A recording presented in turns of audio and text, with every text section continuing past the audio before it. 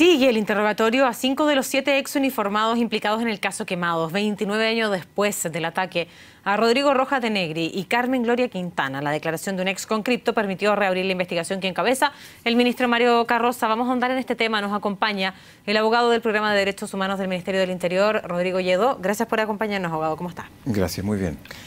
En primer lugar, lo que ocurre finalmente rompe con aquello que han defendido fuertemente al interior del ejército, es decir, ¿existió este pacto de silencio? El testigo ha dado cuenta de que el pacto de silencio existió de manera explícita. Una vez que se producen los hechos, ellos son citados al Fuerte Arteaga y allí personal del alto mando es quien los instruye para que ellos declaren en la Fiscalía Militar una versión que fue totalmente acomodada y que le convenía al ejército de la época. ¿Y eso, eso era un pacto de silencio? Eso es un pacto y los obligan a los conscriptos a dar esta versión y los obligan bajo amenaza y también bajo premios, porque ellos los premian manteniéndolos al interior de la institución para que hagan carrera militar, pero también bajo amenaza. Y la amenaza no solamente es que a ellos les puede pasar algo, sino que también a su familia. Y no fue una reunión, fueron varias reuniones. Una vez que toda esta operación de encubrimiento estuvo afinada, estuvo terminada, entonces sí, el ejército dice, aquí están todos los uniformados que participaron en los hechos, y esto no fue así. Esto no los quemamos nosotros, se autoquemaron y dieron toda una versión que fue totalmente inventada en ese momento. Y respecto a este mismo pacto de silencio, esta es la primera gran prueba que tienen ustedes respecto de la existencia de este eventual pacto de silencio. En este caso concreto nunca habíamos tenido algo así tan explícito. Sin embargo, hay otros casos que también se han construido con conscriptos que han hablado. Por ejemplo, el caso en el Tume, donde estaba procesado, recordamos, Rosauro Martínez. También varios conscriptos han declarado en el caso, por ejemplo, de Litre Quiroga y Víctor Jara, en el Estadio Chile, de ese entonces, hoy día Estadio Víctor Jara. Es decir, los conscriptos, evidentemente, hay que ver la situación particular de ellos caso a caso, pero ellos no eligieron hacer el servicio militar. El servicio militar era obligatorio y a ellos los obligaron a hacer muchas cosas que no querían algunos de ellos sí efectivamente están marcados hasta el día de hoy por los hechos traumáticos que vieron y que los obligaron algunas veces a hacer. Pero hay otros que también participaron gustosos en esto y que hicieron carrera incluso en la DINA.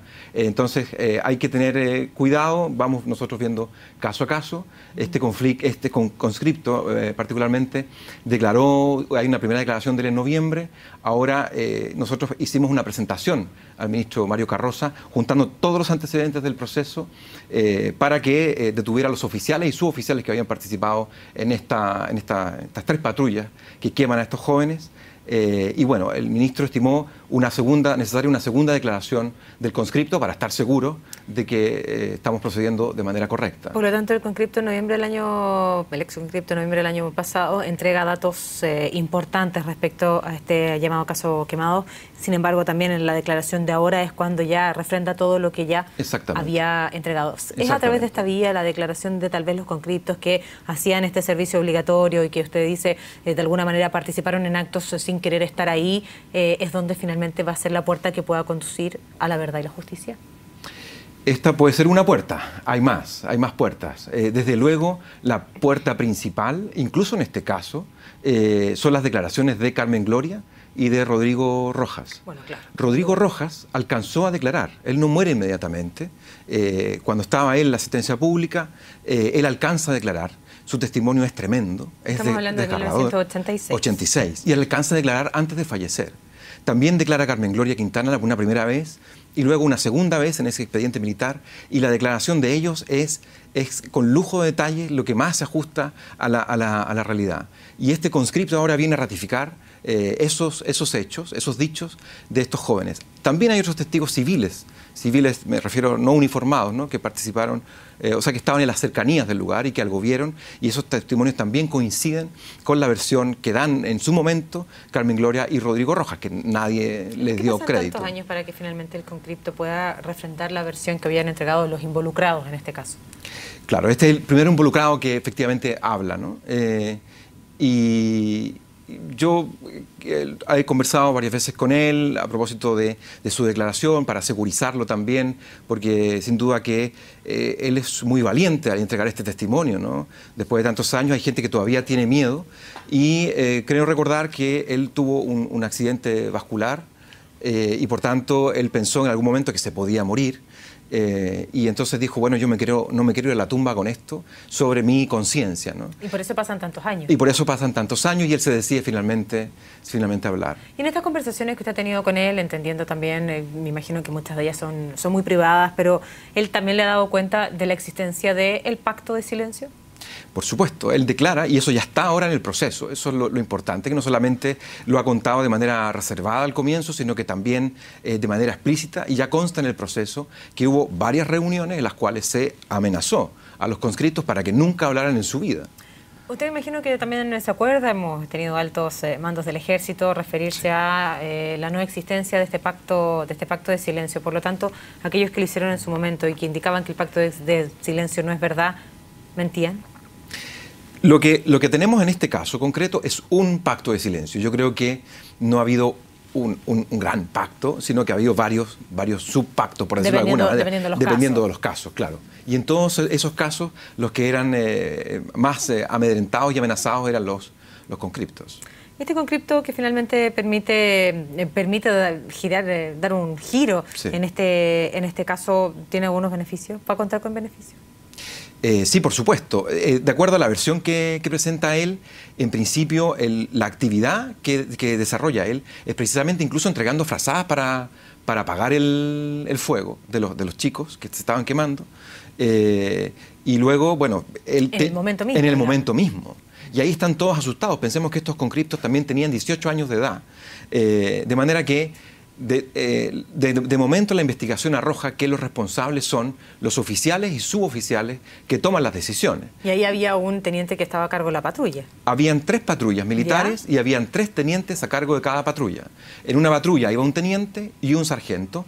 En otra patrulla iba un teniente y 2 cabos primero. Y en otra patrulla un teniente y 2 cabos segundo. Y además los conscriptos iban en un camión, ¿no? Como acompañando todo esto.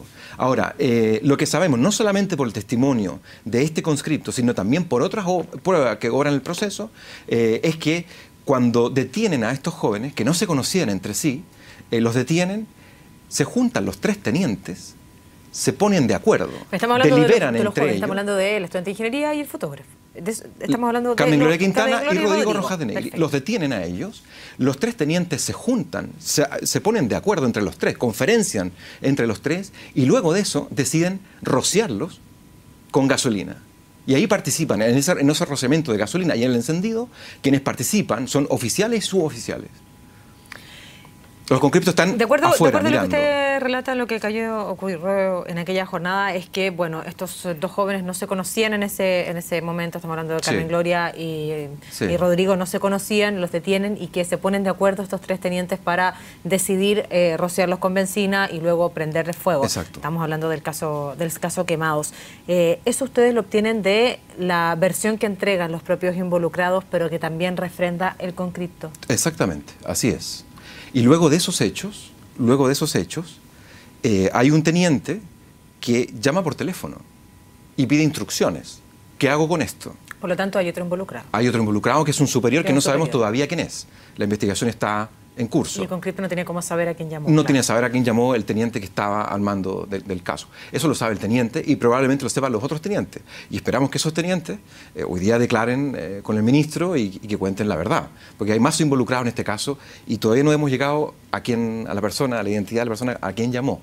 Y esa persona le habría dado la instrucción de deshacerse de estos muchachos quemados. Y no importaba la forma. No importaba la forma, por tanto, o sea, lo que hacen es parten de allí, desde General Velázquez, y los van a tirar a Quilicura, en un camino rural, vienen por Américo Vespucio, luego cogen un camino rural y los tiran en una zanja, para que terminen de morir, digamos, para que agonicen ahí. La parte importante y dramático también, por supuesto, es que ellos fueron incendiados. O sea, primero los incendian, claro, y luego los van a tirar en esa condición, allá lejos. Y es dramático cómo incluso intentan encubrirse entre ellos. Hay un camión que los lleva, luego paran en la calle porque los venían siguiendo. Hay gente que ve, que individualiza el vehículo que participó y entonces ayudan a trasladar desde un camión a una camioneta más pequeña en mitad de la carretera para que luego esta camioneta continúe y los tire como bultos en una zanja para que terminen de morir allí. Milagrosamente ellos no mueren, ellos caminan kilómetros o metros con las heridas todos quemados, se apoyan entre ellos. Los relatos son realmente dramáticos. Cuando logran pedir finalmente ayuda, Carmen Gloria gritaba y decía, por favor, mátenme que no puedo más con el dolor. Es tremendo, esto es brutal. O sea, eso es uno de los episodios más brutales de la dictadura. Bueno, y ahí son conducidos a un centro asistencial. Sí, son conducidos a un centro asistencial y lamentablemente fallece entonces Rodrigo Rojas, pero alcanza él a declarar y a contar todo tal como ocurrió. Y su testimonio es coincidente con el de Carmen Gloria, o sea que, y ahora con el conscripto, ¿no? Abogado, hay una diligencia en curso en este momento, por lo tanto esto va a seguir entregando nuevos antecedentes, no sabemos precisamente lo que está ocurriendo en esta diligencia, pero ¿qué es lo que espera? Nosotros esperamos lo que todo Chile creo que espera en este momento, que es justicia, ¿no? Que sepamos la verdad, que los responsables cumplan con la pena que finalmente se les tiene que imponer por estos hechos brutales, que son de los más brutales que vivimos en tiempo de la dictadura. Abogado, gracias por acompañarnos esta tarde. Gracias a usted.